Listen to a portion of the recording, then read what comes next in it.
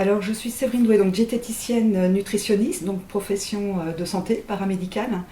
Et du coup, j'exerce depuis 16 ans ce métier maintenant, donc 15 ans en libéral et une dizaine d'années en salarié. Donc je parcours effectivement un petit peu le Finistère, j'interviens dans différentes maisons de santé.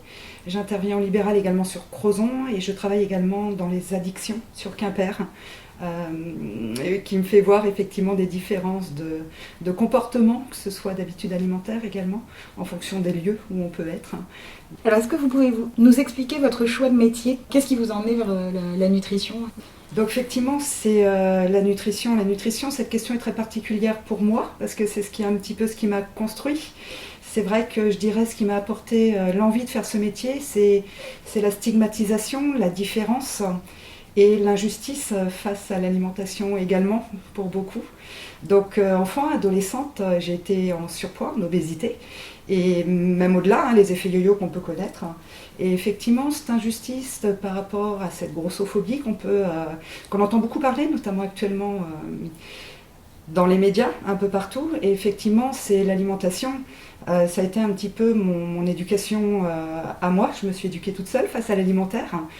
J'ai appris beaucoup toute seule face à l'alimentaire, que ce soit au niveau physiologique, que ce soit psychologique, mais que ce soit également, je dirais surtout social. La stigmatisation du surpoids fait qu'on est souvent, surtout enfant, ado, on l'interprète comme on veut. Et c'est vrai que de se dire, quand on est mis à part socialement, que ce soit culturellement également, pour certains, effectivement, notre représentation et le fait qu'on ne peut pas être physiquement apte à faire du sport, par exemple, alors qu'on peut bouger comme tout le monde, c'est également le fait d'apprendre. On est un petit peu coupé aussi du culturel, on est mis un petit peu hors des groupes.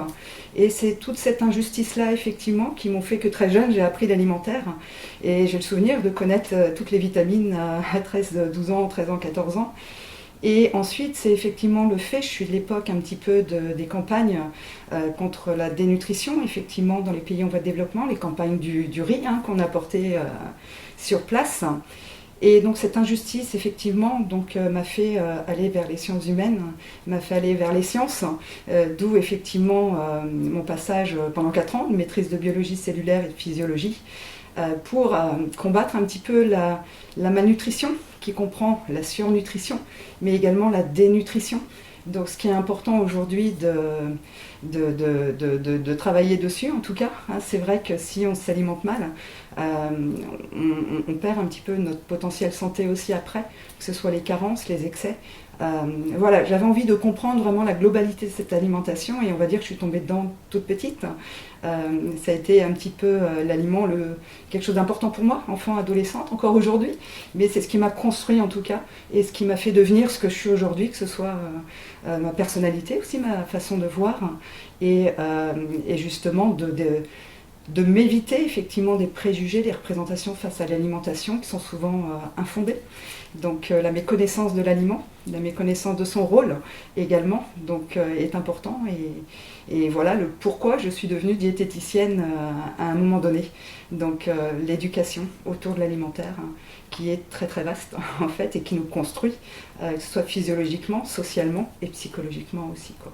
Quelle est votre approche justement avec la nutrition des enfants et des adolescents? Alors la nutrition des enfants et d'adolescents, c'est vrai que c'est une approche, je vais dire de manière bienveillante, bien entendu, mais c'est également une approche ce que ça nous construit, comme je le disais tout à l'heure, et c'est une approche qui est globale, qui comprend également la famille tout entière. Et effectivement, on apprend en mangeant, on apprend en repas, on apprend des règles sociales, on apprend à se décharger d'émotions qu'on a pu avoir dans une journée ou autre, d'en parler en tous les cas. Et c'est vrai que l'approche est globale, familiale, mais également de l'entourage de l'enfant. De lui permettre d'appréhender son environnement en tout cas, que ce soit moteur et social, c'est un ensemble, une globalité en tous les cas. Quelles sont les attentes des parents par exemple qui emmènent leurs enfants ou qui emmènent leurs adolescents quand ils viennent vous consulter? Il y a différentes attentes, hein. Là, de plus en plus, et je trouve ça excellent, admirable même, c'est que ce sont les parents qui viennent me voir, hein. Souvent sans l'enfant, c'est une approche, comme je le disais, effectivement globale, familiale. Et effectivement, les parents voient qu'il y a des difficultés pour un ado, un enfant, et ils viennent voir comment on pourrait travailler ensemble pour toute la famille. De se dire, voilà, il y a quelque chose qui dysfonctionne, mon enfant est en difficulté, et de se dire, c'est une approche qui a besoin de tous ces acteurs là autour de l'enfant ou de l'adolescent en tout cas. Après, ça peut être effectivement des parents qui appellent également pour... là, effectivement, c'est à moi de travailler avec, mais qui veulent peut-être une solution magique, d'avoir un cadre également. Euh, donc, c'est effectivement la difficulté à l'enfant. Mon enfant est en surpoids, est en obèse, hein, et je viens vous voir pour que vous lui disiez que ce qui est bon de manger ou pas, est-ce qu'il y a quelque chose de bon de manger ou pas, je dirais que non, mais il s'attend d'avoir des règles en tous les cas, et l'ouverture. Après, ça peut être des enfants qui ne se sentent pas bien, ils voient vraiment, voilà, là il y a un dysfonctionnement, et là, effectivement, de travailler avec eux sur ça, ils se rendent compte qu'il y a un problème. Ils entendent les griefs, les mots d'enfants qui ne sont pas trop sympathiques. Et là, ils veulent changer effectivement leur manière de faire. Et c'est à nous de les aider d'aborder différemment l'alimentation, en tout cas, sans que ce soit de manière drastique, qui se restreignent par eux-mêmes. Hein, il y a beaucoup d'enfants en surpoids. Et là, effectivement, je reviens à la raison de mon métier. Je suis devenue également très maigre à un moment donné. Et voilà, de ne pas rentrer dans les travers de troubles du comportement alimentaire à un moment donné, en tous les cas. Les autres qui viennent me consulter, ça peut être pour des enfants qui sont minces, trop minces, ce qui peut être effectivement constitutionnel. Et effectivement, c'est également de voir dans leur globalité où ils en sont en tous les cas. Les autres, ça peut être également pour des intolérances alimentaires, des allergies alimentaires. Voilà, c'est effectivement ces sujets-là en principal qui sont l'objet de leur consultation en tout cas.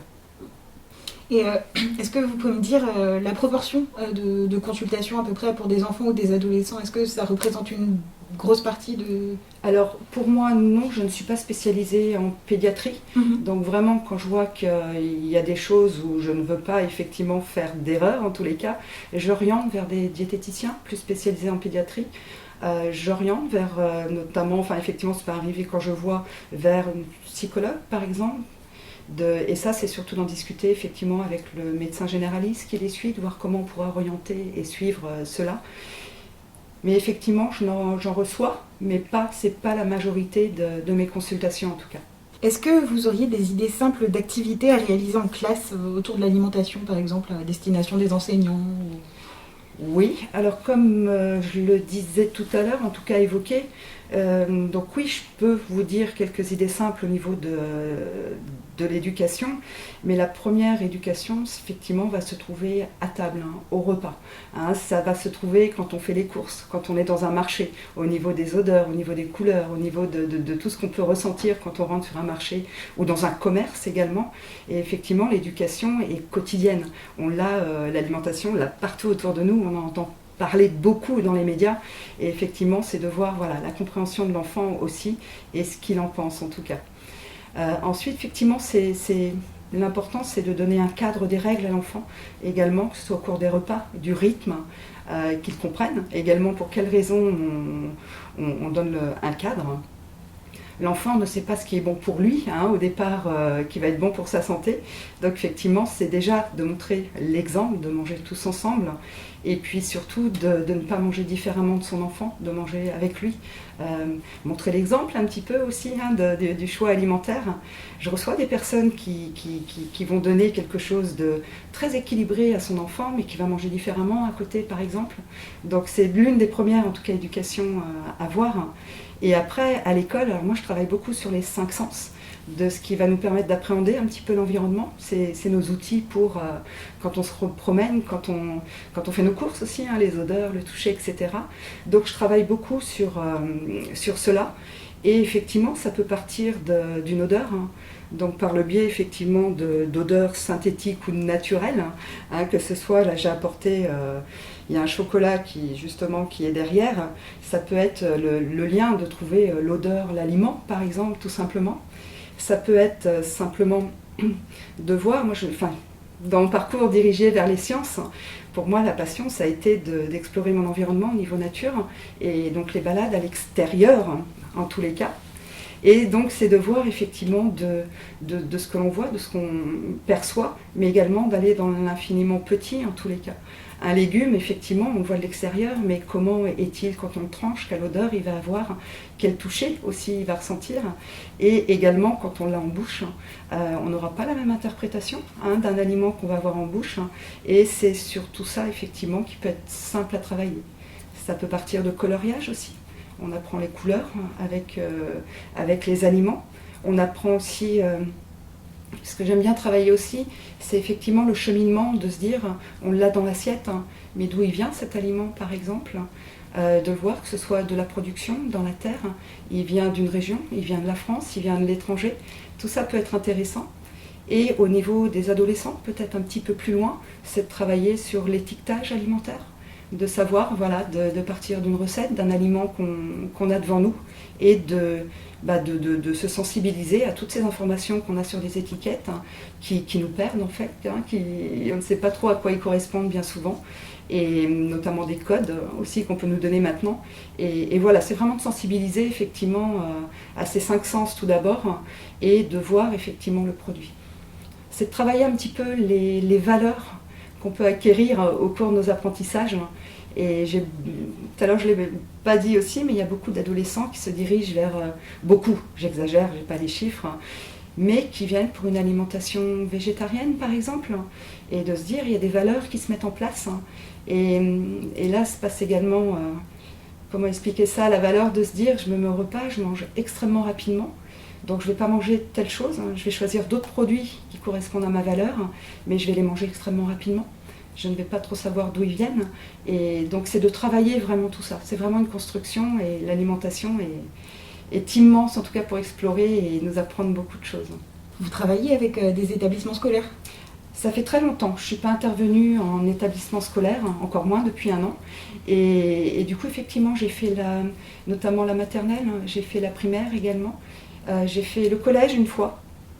Et c'est vrai que c'est intéressant.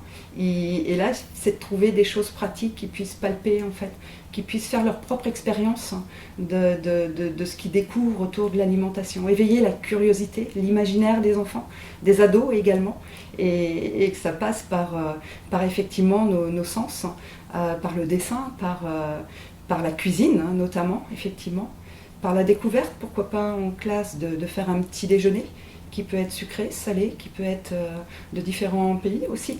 Donc tout cela, effectivement, c'est extrêmement vaste autour de l'alimentation et de l'éducation en tous les cas. Séverine Doué, merci beaucoup. Merci à vous. Merci.